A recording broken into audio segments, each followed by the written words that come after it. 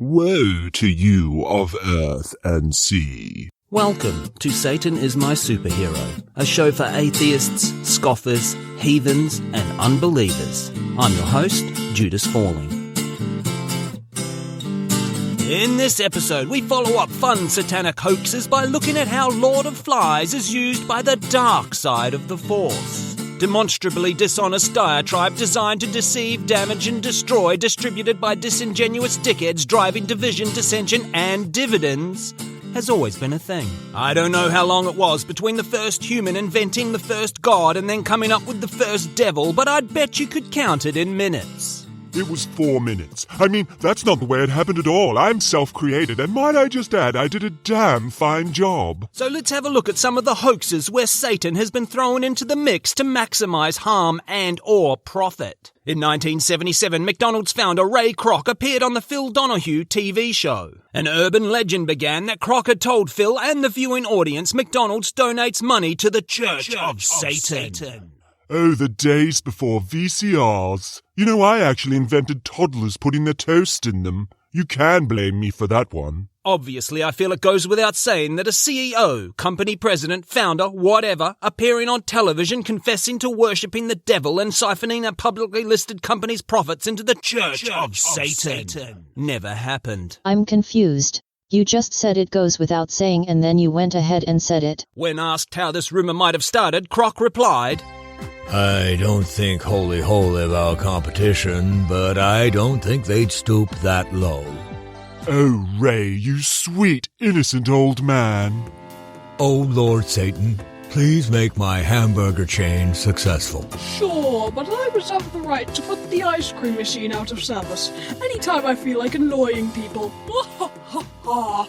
In the 90s, Liz Claiborne, founder of the fashion house Liz Claiborne Inc., was also accused of appearing on the Phil Donahue show, admitting to donating funds to the Church of Satan. You would think with all that corporate cash flowing in, the Church of Satan would look less like a dilapidated old house and more like a Joel Osteen facility. Now there's some devil dollars being used properly. Interestingly, an alternative version of this purely fictional tale has Claiborne on the Oprah Winfrey Show making satanic and racist comments. You get a demon! You get a demon!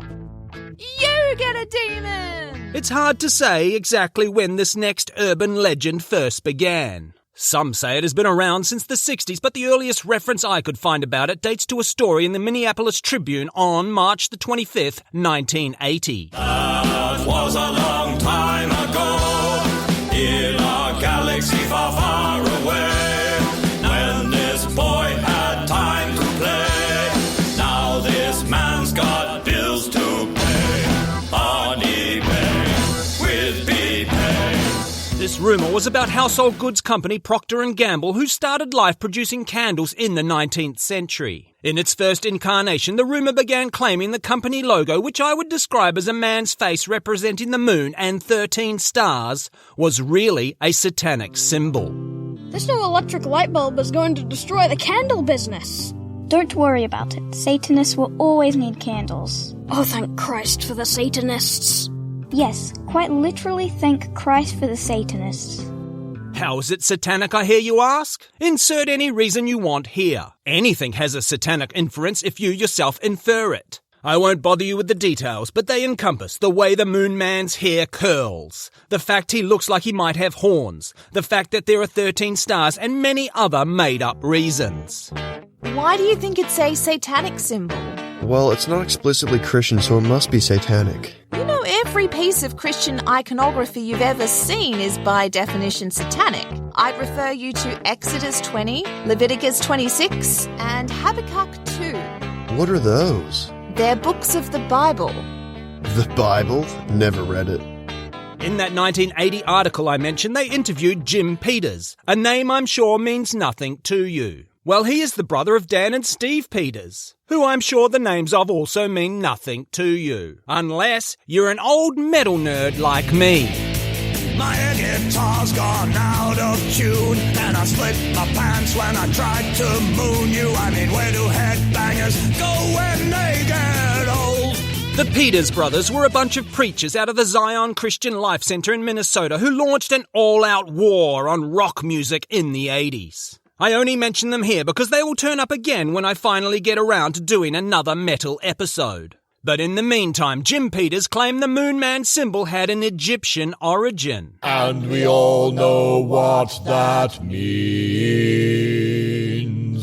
Absolutely nothing. Procter & Gamble eventually got so sick and tired of this persistent rumour they dropped the 2-century-old logo. Writing for the Chicago Tribune in 1985, problematic columnist, author, commentator and former Alice Cooper roadie Bob Greene expressed his anger at this in a piece called All Who Believe This Are Just Plain Stupid. In it, Greene said, The company, as you might imagine, is quite frustrated about all of this. On the one hand, it does not want to appear to be backing down because of a malicious and false rumor. On the other hand, so many people are ready to believe the rumor that the company really has no other choice. The people have spoken with consummate ignorance. But despite dropping the logo, the rumour persisted and the story grew some new tentacles. Now the claim went that Procter & Gamble was run by Satanists and a large portion of the company's profits were donated directly to, drumroll please, Church of Satan. O Dark Prince, I kneel before you in submission to your evilness. I ask but one thing in return for my immortal soul. Yes, what is it? Money? Fame? Power? No, your lordship, I would ask for the formula to anti-dandruff shampoo. All of this was admitted to by a Procter & Gamble CEO who appeared on a talk show in 1994. Sound familiar? Wanna guess which talk show? Welcome to the Phil Donahue Show.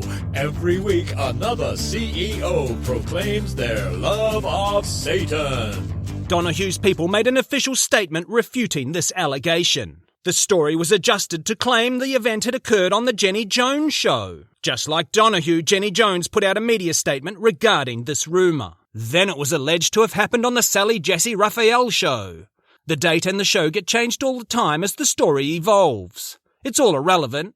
It never happened. But I think Sally Jessy's statement about the whole saga sums it up the best. Her people wrote, If we had this man on our show and he had said what it's alleged he said, we would have scored a broadcasting scoop and would have trumpeted it to all the newspapers. It would have been to the show's advantage. But there was no scoop and there were no headlines. But would it be a scoop?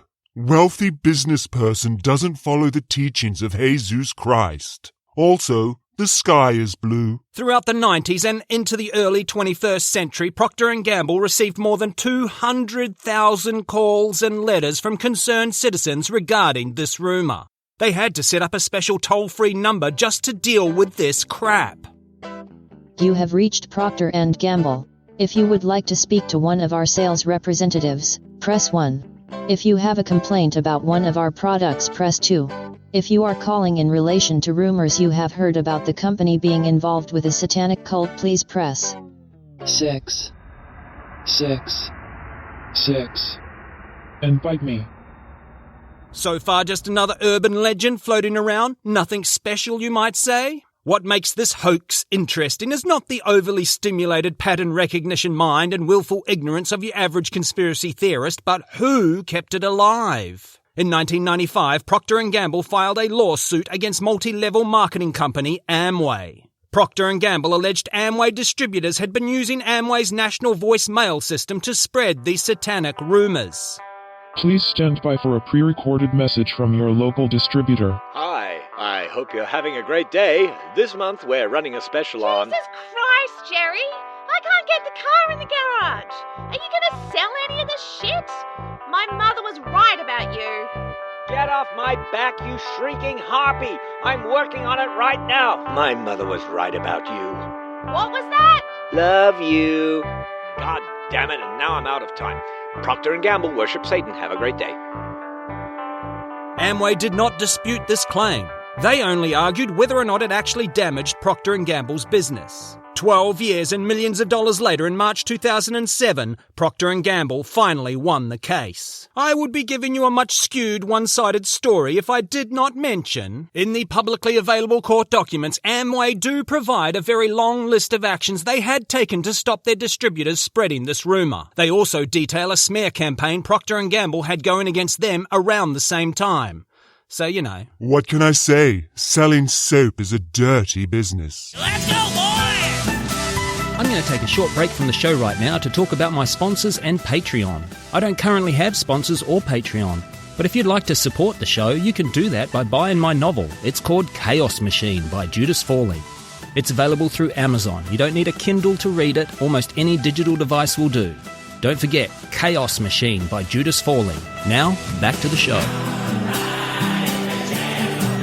In 2011, Al and Alice Lunden published Jesus the Winemaker, Satan's Most Effective Lie. The Lundens claim mentions in the Bible of wine are actually referring to non-alcoholic grape juice. While the good book is inerrant, it is Satan himself who has tricked us all into believing the very first recorded case of drink spiking was when Jesus got a bunch of wedding guests royally drunk. How much have you had to drink tonight, sir? Nothing, officer. I swear I've been drinking water all night. Really? Why aren't you wearing any pants? Are you calling me a liar? I'll fight you. All right, sir, get in the back of the paddy wagon. Excuse me, officer. What? I love you. Hey, where are my pants? The Lundens managed to fill an 88-page book with this historically ignorant garbage about pre-industrial, pre-refrigeration, pre-pasteurization civilization making grape juice instead of wine. I only bothered going as far as Wikipedia for this one. According to Wikipedia, the method of pasteurizing grape juice to halt fermentation has been attributed to an American physician and dentist, Thomas Bramwell Welch, in 1869. I'm sure there were methods to stop or slow the fermentation of grapes that predate Welch, but they weren't doing it on the scale required in the 1st century. The only non-alcoholic beverage available in the alleged time of the Messiah was water, which actually, when you think about it, would make more sense if, Boy Wonder had changed water into frickin' water. And if that wasn't enough ignorance of easily researched facts, they also seem to have released a 58-page follow-up titled Christianity's Hoax, Jesus the Winemaker. I didn't bother reading the sequel. Now this would seem like a harmless, if not ridiculously stupid, satanic conspiracy theory. I can't see Christianity giving up the wine stories anytime soon, and even if it did, would that be such a bad thing? On the face of it, the only harm this satanic hoax does is damage the credibility of the Holy Bible. I have to protest. As a pure logic machine, it makes my circuits overheat, and not in the good way, when you use credibility and the Holy Bible in the same sentence. But closer inspection of the text uncovers a blatant American Protestant attack on the Catholic Church, claiming the Roman Emperor Constantine forged a secret alliance between church and state, which still exists today. That's not a secret. It's common knowledge the Roman government was a theocracy. They deified their dead emperors, for crying out loud. Even after the fall of the empire, European monarchs still sought approval from the Pope in Rome. Just how uneducated did these Lundens expect their audience to be? Oh, evangelicals, right. I see now. Carry on. And by now I'm sure you know the tropes that attacking Catholics inevitably leads to. Secret cabals of Jews, the deep state, a new world order, and of course, the Freemasons. Howdy, it's the Reverend Steph here. Most of the music in this episode was supplied by the comedy disco punk band The Genuine Hoots of Joy. If you want to hear the songs in their entirety, check out Hoots of Joy on YouTube. You might recognise the lead singer. Okay, it's me. In 2020, Christian author Roderick Millington published a book, The Devil's Playground. In it, he claims to have recorded 21 audio clips of the devil saying stuff like, "Come into the fire, come to me." Millington made these recordings through the medium of electronic voice phenomenon. EVP for short has been used to con people in the paranormal research game since the mid-20th century. In a nutshell. Anyone who records audio will tell you there is a lot of hiss and static in raw recordings. If you want to, you can concentrate really hard and convince yourself you've heard voices and maybe even words and sentences in all that white noise. Here's some raw audio from my studio that hasn't been cleaned up yet. Buy the novel Chaos Machine by Judas Falling and support the show. In Millington's author bio, he claims to have 20 million words published in 3 continents. What an odd way to describe decades of investigative journalism. Millington is a corporate copywriter. Every time you've read one of those lame, soulless, jargon-filled pieces of corporate literature on a company's website, a glossy business brochure, an internal policy paper, or a business-to-business document, a corporate copywriter has written it. Hi there, can I buy you a drink? No, thank you. You know, I'm a writer. Oh, really? Have you written anything I might know? That depends. Did you ever read McAllister and McLean Interdepartmental Memo on HR Policy Updates of June 2007? Millington claims, I am a journalist and have approached this whole subject with an open-minded, investigative attitude and am only interested in the truth. Oh dear, I hear alarm bells. Can anyone else hear alarm bells? It sounds like alarm bells. Millington also claims, I was one of those cynics who laughed at those who believe in the devil. Then I heard his voice and everything changed. People do say I have a wonderful voice. I don't know when Millington heard Old Scratch's voice, lost his cynicism, and everything changed, but in 2015 he published Return of the Fallen Angels, in which he once again claimed to be a journalist seeking the truth who happened to have recorded demonic voices. He warned, do not listen to these voices if you are of a nervous disposition. Because you'll get very agitated realizing Millington has tricked you out of your money. Again, I can't pin down when exactly Millington lost his cynicism and everything changed, but in 2014 he published Transdimensional Communication, Tales of a Battery-Powered Psychic Medium, where Millington once again claims to have the inquiring mind of an investigative journalist. You know, no matter how many times you say it, it doesn't make it true. It's like Judas. Every day I see him standing in front of the mirror saying, I'm a successful podcaster. I'm a successful podcaster. In Transdimensional Communication, Tales of a Battery-Powered Psychic Medium, Millington writes about numerous spiritual experiences, including a direct answer to prayer, an 8-hour mystical encounter, and meeting a strange man with the stigmata. Yes. I also remember the first time I did mushrooms. And again, not sure when Millington's cynicism went out the window, but back in 2005 he published a book and CD combo called One White Crow, where you could hear the human soul speak. Approached with an open mind, this book, CD, provides irrefutable evidence for communication with and survival of the human soul. So yeah, what have we learned about Roderick Millington? Probably not an investigative journalist, and unlikely to have ever been cynical about the existence of the devil. I do think he's telling the truth about the open mind, though. Like, it's so open it's a gaping hole. What do I hope we've learned in general throughout this episode? When people make up a lie, it's weighted by 2 factors. How intelligent they think you are, and how intelligent they are. When Satan gets thrown into a story, it's either aimed at someone very stupid or has been made up by someone very stupid. I must be really dumb. Oh Lord, I must be really dumb. Whenever someone evokes the devil in the narrative, they have something to gain. They want your vote, your money, or to harm a competitor. There are no exceptions to this rule. You use my name all the time. I mean, it's literally in the title. I will end on the one and only review ever written for any of Roderick Millington's books. This review is on Goodreads for The Devil's Playground. The worst book I've ever read. I'd give it 1/10 of a star if I could. This guy has the IQ of a baked potato. That's an insult to the intelligence of baked potatoes. And that's why Satan is my superhero.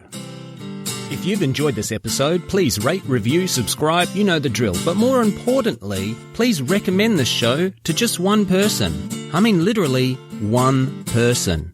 Choose that person well. You have reached Proctor & Gamble. If you would like to speak to one of our sales representatives, press 1. Hey, what's TT's doing in a sketch? It's because I am very funny. If you say so. I'm expanding my artistic horizons. I'm going to try singing next. I wanna be cool. I wanna be cool. Oh dear.